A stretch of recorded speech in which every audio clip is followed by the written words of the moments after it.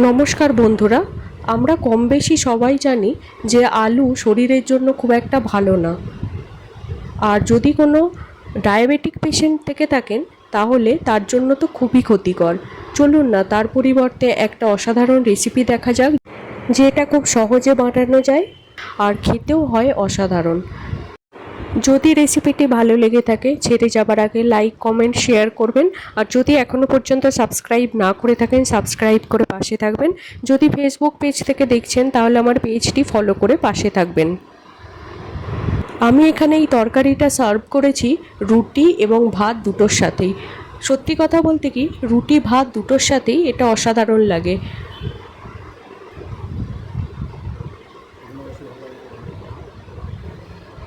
চলুন রেসিপিটি বানানোটা দেখে নিই। কড়াই গরম করে তার মধ্যে খুব সামান্য সানফ্লাওয়ার অয়েল দিলাম। এরপর আমি এর মধ্যে দিয়ে দেব গোটা জিরে আর কয়েকটি চিড়ে নেওয়া কাঁচা লঙ্কা। এরপর আমি এখানে একটি লাউকে ভালো করে কুড়ে নিয়েছি। ঝুরঝুরে আলু ভাজা করার জন্য যেভাবে আলু কাটা হয় ঠিক সেইভাবেই লাউটাকে গ্রেট করে নিতে হবে। এবার আমি লাউগুলোকে দিয়ে দেব। এটাকে কুড়ে নেওয়ার আগে আমি ভালো করে ধুয়ে নিয়েছিলাম, আপনারা কুড়ে নেওয়ার পর যেন ধোবেন না। এরপর লাউটাকে এর মধ্যে দিয়ে ভালো করে কিছুক্ষণ ভেজে নিয়েছি।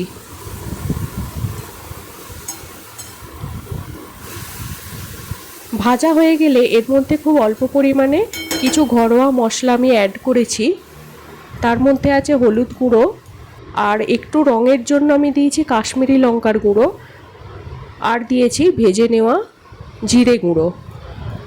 জিরে গুঁড়োটা আমি শুকনো খোলায় সেকে সবসময় বাড়িতে বানিয়ে রাখি। আপনারা ধনে কিংবা জিরে যে কোনো মশলাই যদি বাড়িতে শুকনো কড়াতে একটু সেকে নিয়ে গুঁড়িয়ে নেন, সেই তরকারির স্বাদ হয় অসাধারণ। এরপর আমি এর মধ্যে দিয়েছি পরিমাণ মতো লবণ। লবণ দেওয়ার পর সমস্ত উপকরণকে ভালো করে মিশিয়ে নিয়ে আমি ঢাকনা বন্ধ করে এটাকে সিদ্ধ হতে দেব। আপনারা এর মধ্যে কোনো রকম জল ব্যবহার করবেন না। যদি লাউ থেকে জল বের হয় তো ভালো, না বের হলেও কোনো ক্ষতি নেই, যেহেতু এটা খুব পাতলা করে কুড়ে নেওয়া আছে তো সুন্দরভাবে সিদ্ধ হয়ে যাবে। নিচেটা যদি একটু একটু ধরে যাওয়ার মতনও হয় আপনারা ভয় পাবেন না, এতে কোনো অসুবিধে নেই। তবে খেয়াল রাখবেন যখন আপনারা এটা রান্না করছেন আঁচটাকে লো থেকে মিডিয়াম ফ্লেমে রাখবেন।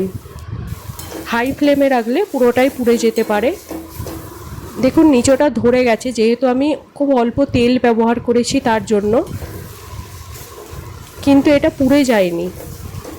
এরপর আমি এর মধ্যে দিয়েছি খুব অল্প পরিমাণে মিছরির গুঁড়ো। সব উপকরণকে ভালোভাবে আমি মিশিয়ে নিয়েছি। এটা রেডি হয়ে গেছে, তবুও আপনারা একবার চেক করে নেবেন এটা সিদ্ধ হয়েছে কি না। আমার ভিডিওটি দেখার জন্য ধন্যবাদ।